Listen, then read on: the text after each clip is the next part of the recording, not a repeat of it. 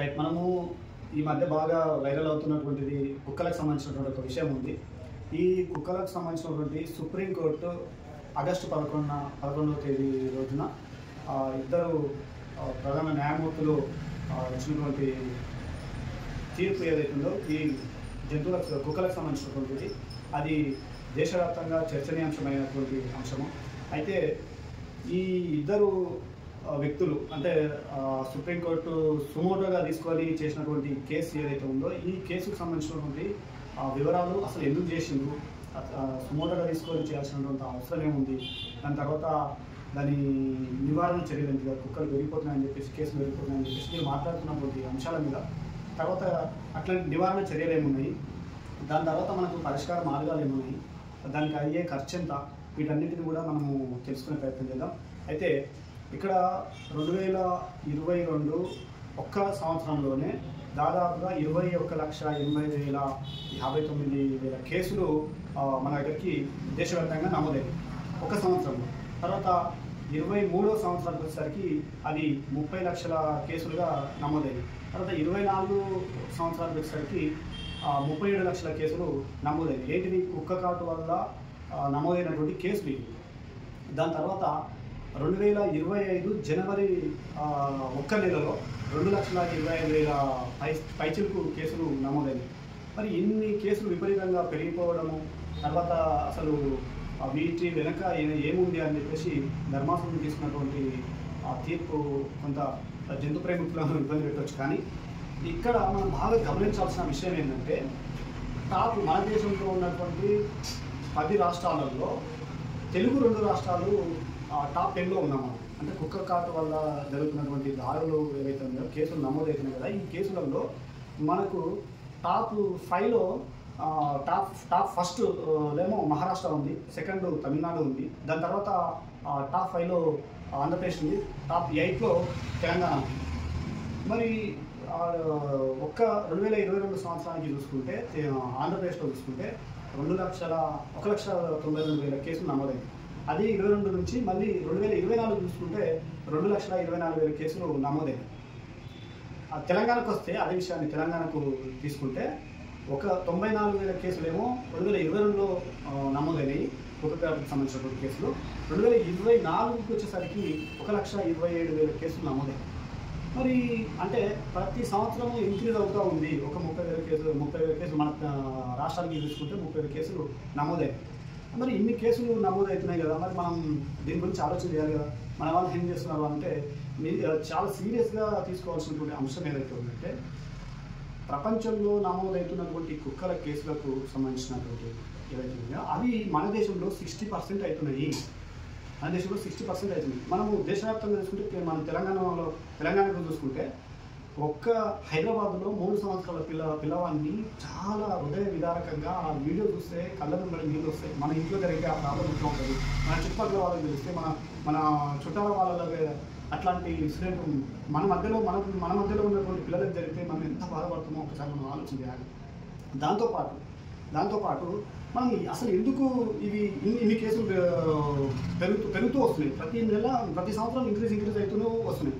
మరి వీటికి మనం ఏం చేయాలి, అసలు మనం వేటిని మనము ఎట్లా అరికట్టాలి?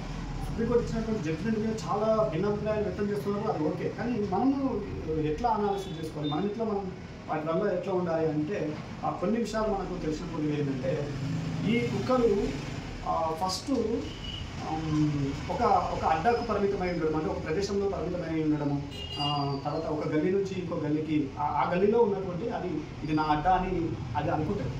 దాంతోపాటు ఇంకొక విషయం ఏంటంటే ఆ గల్లీలో ఉన్నటువంటి కుక్కల జతకు కొన్ని కుక్కలు అంటే వేరే గల్లీలో ఉన్నటువంటి కుక్కలు వచ్చినాయనుకో అవి వాటే ఫైట్ చేసుకుంటాయి.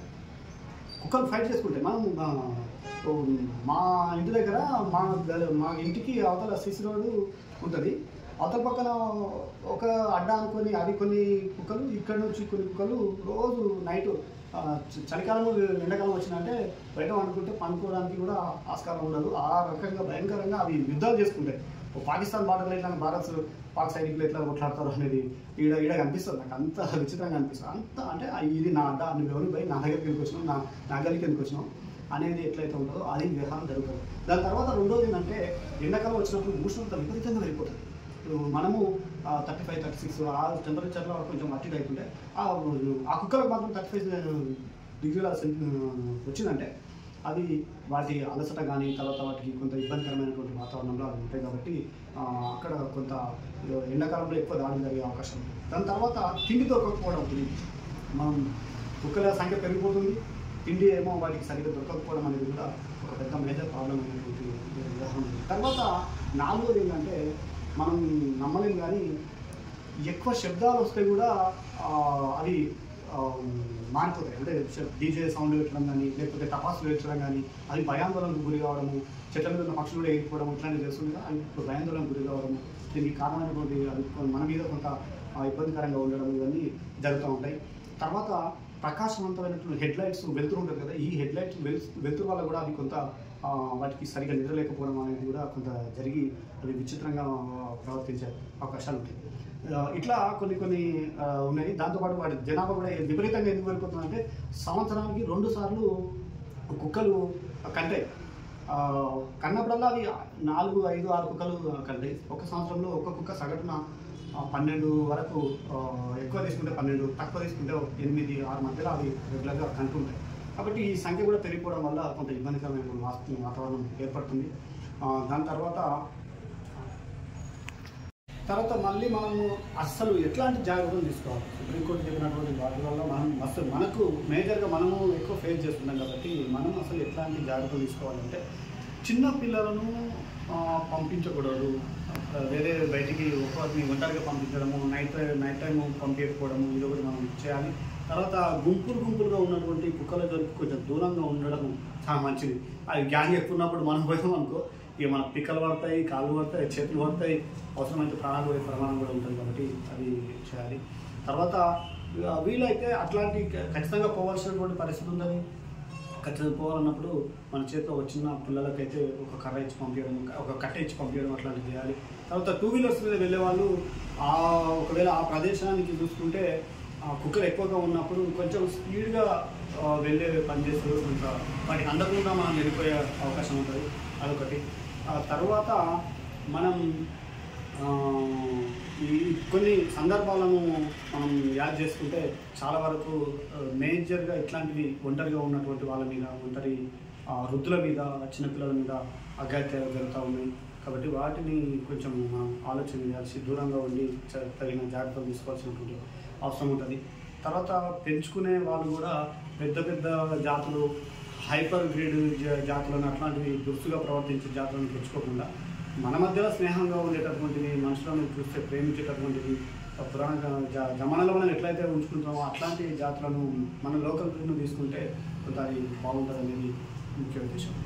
తర్వాత అసలు మనము ప్రభుత్వాలు ఏం చేయాలి? ప్రభుత్వాలు భారత రాజ్యాంగం ఏం చెప్తుందంటే 246/3 ఆర్టికల్ ఏం చెప్తుందంటే ఈ వీధి కుక్కల విషయంలో, జంతువుల విషయంలో చాలా క్లియర్గా ఆర్టికల్ ఏం చెప్తుందంటే సంరక్షించేది, తర్వాత వాటి నుంచి సంరక్షణ జరగాలి, తర్వాత వాటి నుంచి వచ్చే వ్యాధుల పట్ల కానీ, వాటి వ్యాక్సిన్స్ కానీ తర్వాత ఇట్లాంటివన్నీ చేయాలి, తర్వాత వాటిని సురక్షితమైన ప్రదేశాలలో ఉంచాలని చెప్పేసి వాటి ఆరోగ్య బాధ్యతలు కూడా ప్రభుత్వాలదే, తర్వాత మున్సిపల్ శాఖలకు సంబంధించినటువంటి అని చెప్పేసి చాలా క్లియర్గా భారత రాజ్యాంగం చెప్తుంది. దాంతోపాటు కానీ ప్రభుత్వాలు అవి చేస్తున్నాయంటే చేయట్లేదు, అవి కొంత తలకు మించినటువంటి భారం కూడా అయ్యే అవకాశం ఉంది. కానీ దాని గురించి కూడా మాట్లాడదు. ఎందుకంటే మన రాష్ట్రంలో ఒక్క హైదరాబాద్లో 4 లక్షల కుక్కలు ఉన్నాయంటే మనం చాలా ఆశ్చర్యపోవాలి. 4 లక్షల కుక్కలు. మరి తెలంగాణ వ్యాప్తంగా చూసుకుంటే 12,000 గ్రామాలు ఉన్నాయి, మండలాలు ఉన్నాయి, జిల్లా స్థాయి హెడ్ క్వార్టర్స్ ఉన్నాయి. మరి ఇట్లాంటివన్నీ తీసుకుంటే దాదాపుగా 15 నుంచి 20 లక్షల కుక్కలు మన తెలంగాణలో ఉన్నాయి. మరి వీటన్నిటిని మనం ఎట్లా కట్టడి చేయాలి అంటే నాకు ఏమనిపించిందంటే ప్రభుత్వము ఒకవేళ అనుకుంటే ప్రభుత్వానికి అయ్యే ఖర్చు ఒక కుక్క మీద ఒక సంవత్సరానికి 2,500 నుంచి 4,000 వరకు ఖర్చు అవుతుంది. అది వ్యాక్సిన్లకు మాత్రమే, మిగతా వాటికి కాదు. ఓన్లీ వ్యాక్సిన్లకు, మళ్ళీ పోషణకు అది కాదు, ఫీడింగ్ అది అంతా వేరే. ఓన్లీ వ్యాక్సిన్లకే 2,500 నుంచి 4,000 మధ్యలో ఖర్చు అవుతుంది. దాంతో సెకండరీ ఏంటంటే ఒకవేళ వాటికి బర్త్ కంట్రోలింగ్ ఆపరేషన్ అని ఒక పేరు చెప్పిస్తే దానికి కూడా మనకు 3,000 వరకు ఖర్చు అయ్యే అవకాశాలు ఉన్నాయి. అయితే 20 లక్షల కుక్కలు ఉన్నాయి. 20 లక్షలకు ఇంటూ మనము వ్యాక్సినేషన్కు తీసుకుంటే 3,000 రూపాయలు, సగటున 3,000 రూపాయలు వేసుకుంటే దాదాపుగా మనకు 350 కోట్ల రూపాయలు ఖర్చు అవుతుంది ఒక సంవత్సరానికి. తర్వాత ఈ మనం బర్త్ ఆపరేషన్ ఉంది కదా, దీనికి ఒక కుక్కకు 3 నుంచి 4,000 మధ్యలో 4,000 రూపాయలు వేసుకున్నాం కూడా. దీనికి కూడా అంటే 7 లక్షల నుంచి 8 లక్షల ఆడకుక్కలు ఉంటే వాటన్నిటిని కూడా మనం ఆపరేషన్ చేయించగలిగితే దానికి కూడా ఒక 354 కోట్ల రూపాయలు ఖర్చు అవుతుంది, అది సంవత్సరానికి. మరి ఇవి సంవత్సరానికి వీటి మీద ఒక దాదాపుగా 900 నుంచి 1000 కోట్ల మధ్యలో ఖర్చు అవుతుంది అనుకుంటున్నాం. ఇది ఒక సంవత్సరం చేసినామంటే మళ్ళీ నెక్స్ట్ ఇయర్కు ఈ ఖర్చు ఎక్కువైపోతుంది. అంటే అప్పుడు మనకు ఈ బర్త్కు సంబంధించిన కూడా ఆపరేషన్లకు చేయాల్సిన ఖర్చు ఉండదు, వ్యాక్సిన్లకు సంబంధించిన కూడా తగ్గిపోతుంది, దాని వృద్ధి రేటు కూడా తగ్గిపోతుంది. కాబట్టి అప్పుడు అంత ఖర్చు ఉండదు. కాబట్టి మిగతా వాటి మీద మనం ఖర్చు చేసే అవకాశాలు ఉంటాయి. కాబట్టి ఒక 900 కోట్ల రూపాయలు అంటే దేశవ్యాప్తంగా చూసుకుంటే ఇది మొన్న మా మేనకా గాంధీ గారు ఎక్స్ ఎంపీ గారు మాట్లాడినట్టు మాటలు చూసుకుంటే కూడా మనకు 15,000 కోట్ల రూపాయలు అయితే అని అంచనా వేసింది అన్నది. కానీ దాన్ని మనం వాటి అన్ని ఖర్చులను అవన్నీ తీసుకుంటే ఒక 30,000 రూపాయల వరకు ఖర్చు అయ్యే 30,000 కోట్ల రూపాయల వరకు ఖర్చు అయ్యే అవకాశం ఉంది. కాబట్టి వీటన్నిటిని మనము మన రాష్ట్రానికి చూసుకుంటే 2,74,000 బడ్జెట్ మనం ప్రవేశపెట్టినప్పుడు ఒక 1,000 కోట్లు అనేది వీటి జంతువుల మీద ప్రేమ ఉన్నటువంటి వాళ్ళు కానీ మనం కానీ చేస్తే ఇది చాలా చిన్న విషయం. కాబట్టి ఒక 1,000 కోట్లు అనేది చాలా తక్కువ అమౌంట్, తక్కువ బడ్జెట్. కాబట్టి దీని మీద చేయాల్సినటువంటి అవకాశం ఉంది. అది సెంట్రల్కు తీసుకుంటే దేశవ్యాప్తంగా తీసుకుంటే కూడా ఒక 30,000 కోట్ల రూపాయలు అవుతుంది. సెంట్రల్ బడ్జెట్ వచ్చేసి 45-50 లక్షల కోట్ల రూపాయలు అవుతుంది. కాబట్టి అది కూడా 0.1% అనుకున్నాం. 1% అనుకున్నా కూడా తక్కువ అయిపోతుంది. కాబట్టి మనం ఇట్లాంటివన్నీ చేస్తే చాలా ఈజీగా మనకు అయిపోతుంది.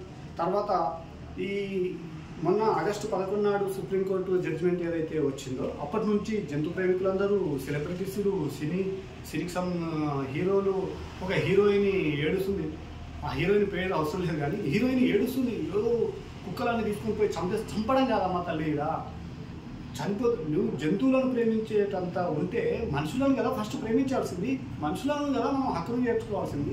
అదే తోటి మనిషికి జరుగుతున్నటువంటి ఇబ్బందుల గురించి ప్రతి సంవత్సరము ఇక్కడ మన దేశంలో చూసుకుంటే ప్రపంచవ్యాప్తంగా 60% మన దేశంలోనే కేసులు నమోదవుతున్నాయి. మెజార్టీగా మనమే ఉన్నాం కదా, మరి వాటిని పరిష్కరించాల్సిన అవసరం ఉంది కదా మొన్న.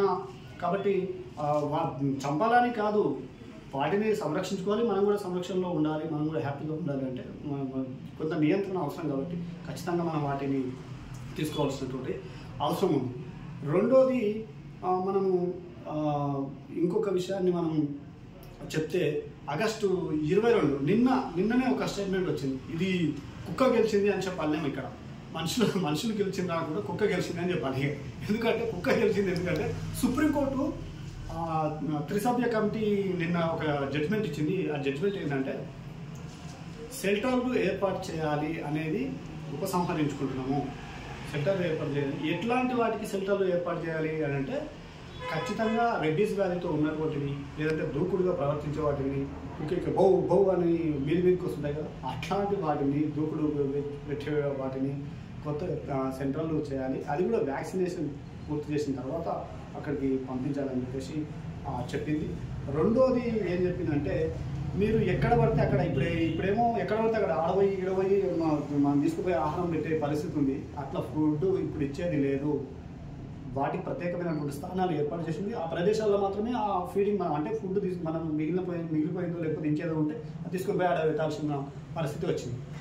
ఇది రెండోది. మూడోది ఏం చెప్పారు అంటే మనము ఎవరైతే కుక్కలను పెంచుకునే వాళ్ళు కానీ ఇప్పుడు సంస్థలు ఉన్నాయి కదా, ఆర్గనైజేషన్స్ కానీ అటువంటి వాళ్ళు కూడా ఏం చెప్తున్నారు అంటే ఫస్ట్ వాళ్ళు డిపాజిట్ అమౌంట్ 25,000 రూపాయలు డిపాజిట్ చేయాలి. తర్వాత మిగతా వాళ్ళు 2 లక్షల రూపాయలు డిపాజిట్ చేయాలి. దేనికోసము అంటే ఇది మనము వాటన్నింటినీ ఒక షెల్టర్ ఏర్పాటు చేసుకోవడానికి అని చెప్పేసి చెప్పింది. తర్వాత 4వది ఏం చెప్పింది సుప్రీంకోర్టు నిన్న ఇచ్చినటువంటి జడ్జిమెంట్లో, ఖచ్చితంగా అధికారులకు ఎవరైనా అడ్డుపడితే కఠిన చర్యలు తప్పవని చెప్పింది. మేము ఇక కుక్కలకు లవర్సము డాగి లవర్స్ అని చెప్పేసి మేము రోడ్డు మీద వస్తాము, ఇక ప్లకార్డులు పట్టుకుంటామంటే ఇక అవన్నీ నడిచేది లేదు అని చెప్పి చాలా క్లియర్గా చెప్పింది. కాబట్టి మనము వీటన్నిటి మీద దృష్టి పెట్టాలి, అన్నీ మనతో పాటు ఉండాలి, అవి కూడా మనతో పాటు ఉండాలి. కాబట్టి సంరక్షించుకుంటూనే మనం కూడా మంచిగా ఉండాలని కోరుతా ఉన్నాను. Thank you. ఈ దాని మీద మీ అందరి యొక్క కామెంట్ కూడా చాలా అవసరము. మనం ఇంకా మళ్ళీ దీని గురించి మాట్లాడుతున్నాం. ఆ తర్వాత భవిష్యత్తులో ఇంకెట్లా దీని మీద మళ్ళీ ఏమైనా మార్పులు జరుగుతాయని కూడా చూద్దాం. Thank you very much viewers. మీ కామెంటు, మీ సపోర్టు, మీ అంతా కూడా ఉండాలని మనస్ఫూర్తిగా కోరుకుంటున్నాను. Thank you very much.